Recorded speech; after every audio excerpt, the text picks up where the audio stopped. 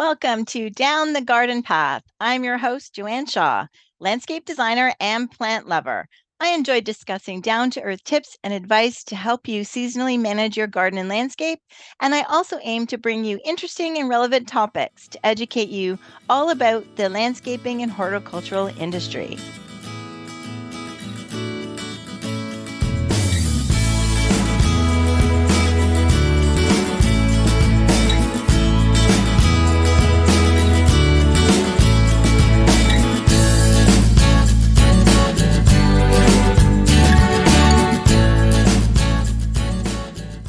Hi, everyone, and welcome to Down the Garden Path podcast. Thank you for joining me here today. We are mid-season in July and mid-gardening season, and lots is going on. And so I'm hearing some rumblings. I'm having people ask me questions. I'm having clients ask me questions, and even neighbors of, different things about this time of the year in the garden and yard. So I wanted to address that and I'm calling this episode Mid-Season Advice. So I thank you again for listening. And this episode is brought to you by Down to Earth Landscape Design, my business. As a landscape designer, I love helping people design and create a beautiful all season garden in their home as low maintenance as possible. And then I, with the podcast and my newsletter, try to help them support them in even making it more low maintenance because of the advice and the timely tips that I give. So thank you for listening to this episode of Down the Garden Path. Now, this time of year, everybody is saying, we just had a client email us too about, I'm working on something else, so now I know I need to wait before I can plant. Well, yes. So the big question is, can you plant this time of year? And the answer is yes, you can still plant this time of year. The key is that you're around to water. So when it comes to trees, larger trees and shrubs, you absolutely can plant. Their roots are huge. They have a lot of energy built up in them, and they can withstand being planted midsummer.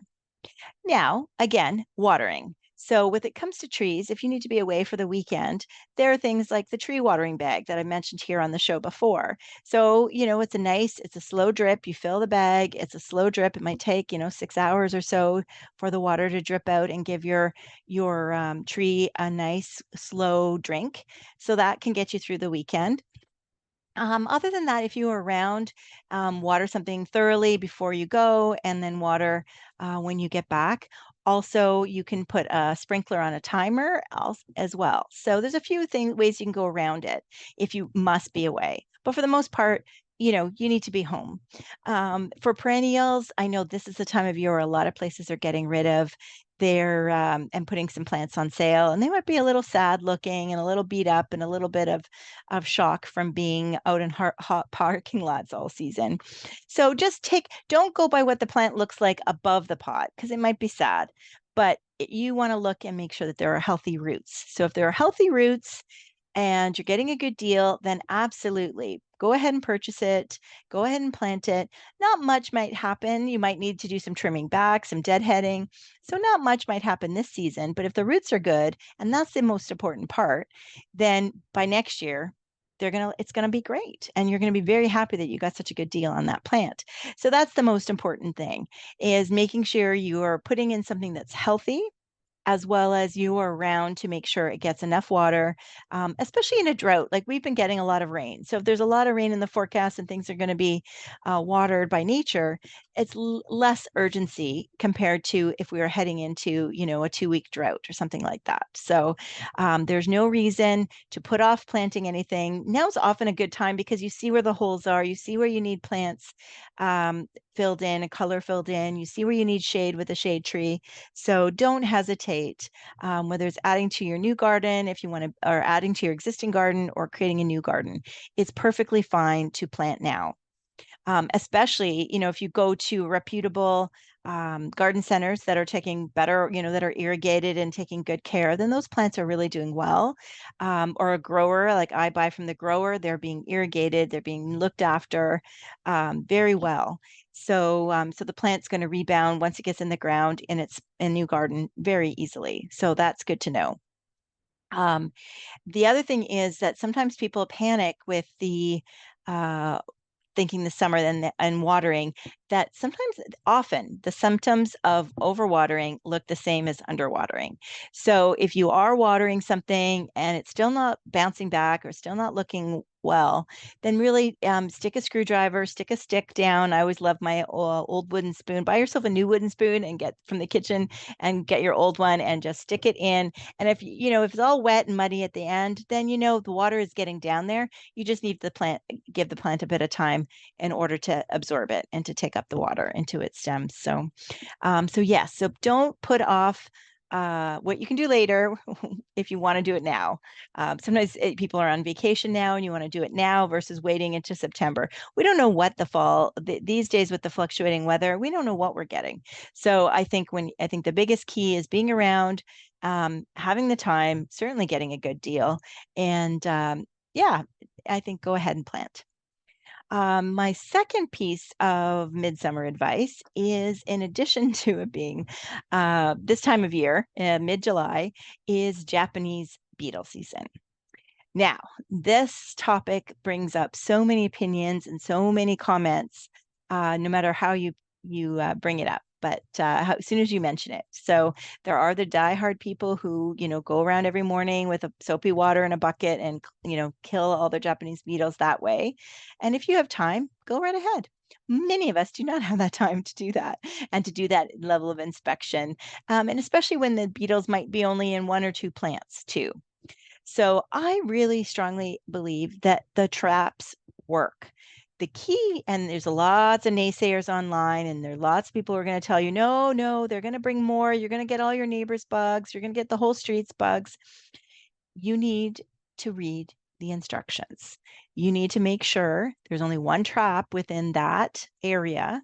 So you don't need one if you're in a dense neighborhood and suburbia, like most of us are. You don't, your neighbors and you all don't need your own traps. So you really need to look at the spacing. So I adjust my headset here. The spacing, and really keep to that.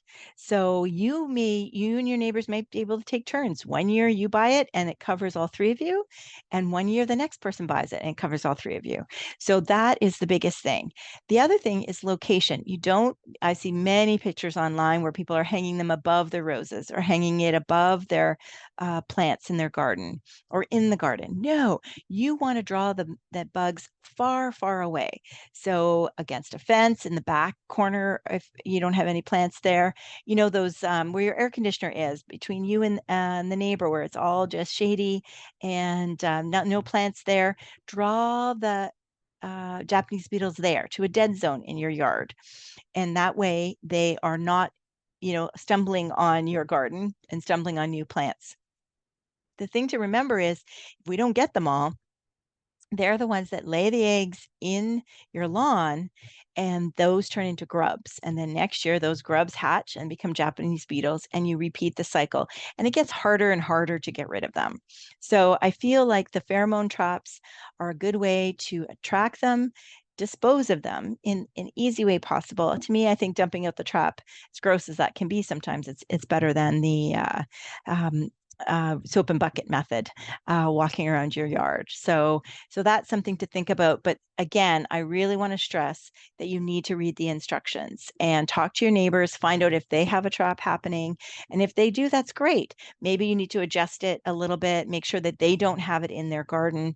Let them know that they need to have it in an area, even the front of the house by the garage, someplace where there's not a lot of plants. You want to draw them away so that they're not in your garden and laying eggs and feasting on your plants. So that is my advice. I know you'll have, again, many people say that they, attract, but I think the issue is when people have, some people think more is better, right? And, oh, well, my backyard's big, so I'll get 3 traps. No, you really need 1 trap. You need to just have that scent be enough for the plants in that area. And that area tends to be at least 2 properties. It really does. So yeah. My other thing that I'm seeing a lot of chatting about is a little bit of peer pressure. The gardeners are applying some peer pressure regarding native plants. Now, I am all for native plants. I've added many new ones to my garden. I try to design with as many as I feel comfortable with in my clients' gardens. But if you have a fully established garden, you do not need to pull plants out in order to if you don't want to. If you're happy with your garden, you do not have to remove things and substitute with native plants. Now, if you have something invasive, if you have something that's overgrown and you're not happy with it, then sure, now's a good time to maybe reconsider what could you put in that area. We definitely want to get rid of invasive plants and substitute them with something that's native. But it takes common sense. So that's really what I want to let people know. There are a lot of uh, non-native plants that are great pollinators. My catmint, my Roseanne geranium, two plants that I absolutely love. My Japanese anemone. Oh my goodness, the bees love them. So there are things to make sure that you add that, and I'm sure many of you are already doing that. And if I've designed a garden for you, then absolutely you have pollinators in your garden, just maybe not native ones. It does take a little while for native ones to get going. Majority of native plants, in my experience, are early spring ones as well as some fall ones, and asters, some of the yarrows, that type of thing. And goldenrod, even though I know everybody thinks that gives you allergies, it really doesn't. That's the ragweed, which is a completely different plant. They just both happen to be yellow and both happen to bloom at the same time. But goldenrod is actually a much nicer looking plant. And it is a great pollinator and it is native. So it gets a little bit of a bad rap. But so yeah, so I think there's ways for us to just slowly adapt and add some native plants to our garden in the right place at the right time. But I feel like there's some peer pressure that whenever you're considering a new plant that people are saying, oh, but it has to be native. So it really has to be the right plant in the right spot. Keep in mind also that a lot of the native plants actually spread. So we've got this whole big thing about invasives, but sometimes some of the native plants can be invasive and they can take over. There is such a thing as too much of a good thing. Japanese or not Japanese anemone, Canada anemone for one thing. I love it. I think it's a great plant. It's a long bloomer and it will be a great ground cover, but it's a bully and it will take over an area. So if you have a really tough area underneath a large evergreen and nothing else grows, Canada anemone will grow and it'll spread there. But if you've got another kind of shade garden where you've already got a lot of different things, including hostas and maybe you've got Solomon seal and maybe you've got ferns, adding Canada anemone to there, maybe you've even got trilliums. Canada, it's risky because Canada anemone could be a bit of a bully. So that's something to think about.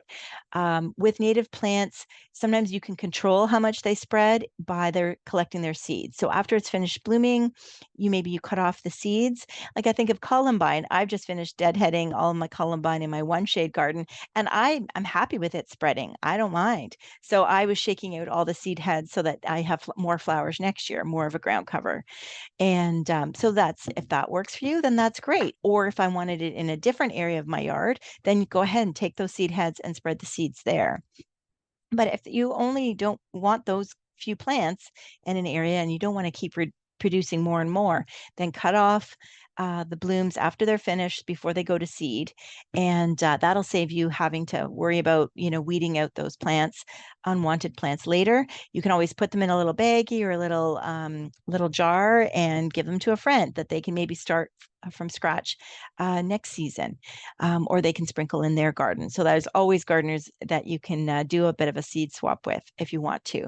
So that is my cautionary tale: is it's okay to be careful and considerate and really intentional with adding native plants to your garden. We want to feed the bees. We want to have the critters coming to our garden. And I've got a Maltese cross, which is a perennial that is not native, but it has a red flower. And I've got a hummingbird for the first time ever in my garden, even though I have a hummingbird feeder that they've never been to, but they found this garden or this plant. But they also, and there's the whole thing about, oh, it only eats from red. Well, right beside my Maltese cross was a white tall phlox. And sure enough, those tubular flowers are perfect, right? And the hummingbird was feeding from there as well. So they will come. There's lots of pollinator plants, and there's a lot of great native plants. So if this time of year, if you're looking to add something, you can look for. The other good thing is some are slow to get going. So butterfly weed is one of those. It's that orange. It's a popular plant for monarchs. But it's hard to get going. And sometimes in the spring, it's a really small plant, and then it gets kind of covered and hidden and falls apart. Has it for me. But this time of year, you might actually be able to find one in 1 gallon, like a substantial type of plant, and have better success in growing it. So it has an orange flower, likes dry, sandy soil. So that's something you could add this time of year. Liatris, tall purple spikes, you can find them in white as well. They're a nice, because they're so tall and narrow, you can kind of tuck them into spots in your garden if you've got some spots. And yeah, so those are two that come to my mind right away. There's always the native coneflower, but again, that's something that can really seed badly. I'm battling that in my garden right now. Um, if you do have a spot for a shade plant, or sorry, a shade shrub, I would suggest looking for an oak leaf hydrangea that is native. I have 3 in a big grouping in my garden, and I am blown away by the variety, not just honeybees or big bees or bumblebees, like all these teeny tiny bees. There's so many things that are eating off of my oak leaf hydrangea. And if you are in the shade and want another suggestion, I have just recently learned more about goat's beard. It's a perennial. Now, it does like it a little bit on the damp side, which is good because that can be a tricky area in our gardens. But they will, once they're established, they will get to like 5 feet tall. So it's hard to find tall shade plants. Simicifuga or snakeroot, they can get tall every other year. They've got a burgundy foliage, so they can be lovely. But so yeah, so look for a Runcus, giant goat's beard. There are some nativars as well. I put 3 nativars in my garden this weekend because I didn't need anything that's going to get quite that tall, and I don't really have a wet spot. It's near the hose, so I can remember to water it. But I'm hoping that my Misty Lace goat's beard, that is a nativar, will be happy in my garden. So those are some things you can add that are off the top of my head right now that you can sneak into your garden and just be really mindful of, again, adding the right plant in the right spot. Lastly, I want to talk. We can't talk about gardening in your yards without, of course, talking about lawns. And it's always a debatable issue, right? Do we spend so much time worrying about our lawns? But I do want to talk about crabgrass. Mid-season is the time of year where we're going to see a lot of crabgrass. And if you don't know what it is, if you look at your lawn or maybe at the curb or at the end of your driveway, you're going to see it looks kind of like grass, except the leaves are much wider and a little bit more of a chartreuse green. So it'll look a little lighter than your lawn grass. Sometimes they're often flat in the center as they get going, especially when they're in the curb or along where the curb meets the asphalt on the road or at the end of our driveways. They can be flat. As they start to grow, they kind of grow are all in bunches, and then as they start to grow flat, and then they will get all these long seed heads along the outside. So the key is, especially when they're in your lawn, getting them out, digging them out before they go to seed. They are an annual, so those ones that are in your lawn right now won't come back. That's going to die after winter. But the seeds that they make will reproduce, and that's going to be the crabgrass for next year. So if you don't take care of it and get rid of it now, then you're going to have even more crabgrass next year. And especially if you trim your grass, cut your grass when it's gone to seed. So now you're not only going to have seed in that area that you have now. Now, when you cut your grass and throw those seeds heads everywhere else, it contributes to the spread of crabgrass. So one little tip that I was thinking is, as much as it's beneficial to leave your grass clippings on the grass, I think if you have a lot of crabgrass or a lot of weeds in general, then it's probably best to bag your grass for a couple of weeks, especially with the big growing season, July, August, and beginning of September for the weeds. And then that way, those weed seeds will not be back in, you're not spreading them and then you're not introducing them back into your lawn, and hopefully you can get on top of them in the spring. A pre-emergent, so something that you can put down in the lawn in the spring that will prevent weed seeds from germinating. So that's something that you can also, if weeds are a concern for you, that's something you can do. So it sticks to the plant and it prevents them from germinating and creating seed. Um, and that usually takes, it's not an immediate thing because all these products are more natural and less chemical for our health, which is good. So it takes a few treatments before they work really well in the garden. So those are my ideas, is to really take it easy. But if you can go around and dig up the clumps of crabgrass, I did invest in one of those little burners. So if you see those weed burners, Lee Valley has one. Um, it has like a little propane canister like this big, and I attach it and I go around and I can. Now the thing is that it burns, especially in the sidewalk, right? It burns it burns the weeds, so it makes them disappear. It kills them, I should say. It kills the weeds, but they don't necessarily disappear. So now you've got dried up weeds in your interlock or on the edge of your driveway or the road curb and things like that. So, and in your lawn now, I think you will have. But I think in that case, in the lawn, if you've burnt it, the good grass is going to grow in very quickly and fill that area. So that's something to think about. So that's a handy tool. And I don't, again, all these products that I mentioned, I have no skin in the game or anything. These are just things that I use in my own garden. My one neighbor swears by removing the weed and dropping some salt, like the de-icing salt from the winter. She drops those in the holes to make sure that nothing grows back. So that's how she is assured that she won't have any problems. And believe me, their lawn is the best on my street. So those are my tips, and then my mid-season advice from lots of things I've seen online and customers and clients asking me. So I want to get everybody assured that there's still lots of time for gardening, lots of time for enjoying. I hope you're sitting out there and enjoying your garden. If you need anything from me, please let me know. I can deliver plants if you need. I can come by and do a quick consultation to see what plants you might need, or even help you if you do want some help with native plants and what situation and what area that you have. I would love to help. So, and if you are virtual and not in the GTA or Durham region, then reach out as well, and maybe we can have a quick Zoom, or you can send me some photos, and we can do an online consultation. This season. So yeah. So again, this episode is brought to you by Down the Garden Path, or sorry, it is Down the Garden Path podcast, but it's brought to you by Down to Earth Landscape Design.